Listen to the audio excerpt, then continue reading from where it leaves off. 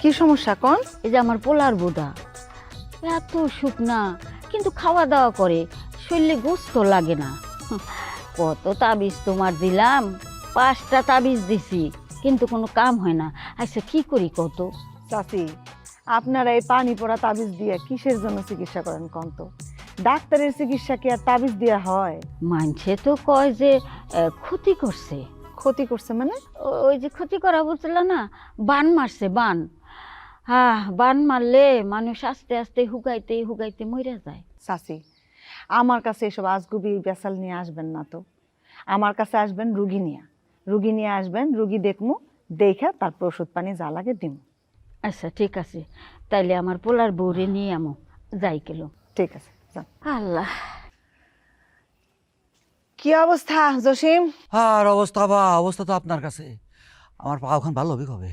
জসিম, আসলে আমি এখন পর্যন্ত আমার সিনিয়রদের সাথে কথা বলতে পারিনি। খুবই হতাশ হলাম আপা। সামান্য একটা মোবাইলে কথা কবেন ঢাকায়, এই জিনিসটাই আপনার তো কইতে পারেন নাই। আর আপা, কি এক যন্ত্রণার মধ্যে আপনি ফেলাইলে, নাশা দিলেন। আমি তো বলছি জসিম, আমি চেষ্টা করব। চেষ্টাটা খুব। এই আপনি এখানে এগুলো কি শুরু করছেন? ওখানে লেখা আছে আপেল।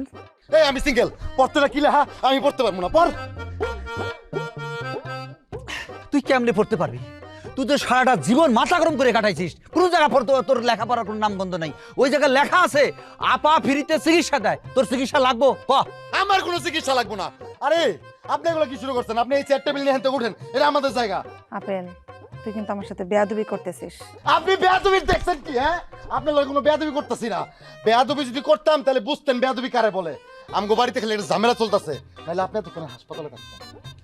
আপনার আমি ভালোই ভালোই বলতাছি, এটা আমাগো জায়গা, এই জায়গা আপনি ছাইড়া দেন, না কিন্তু খারাপ হইব।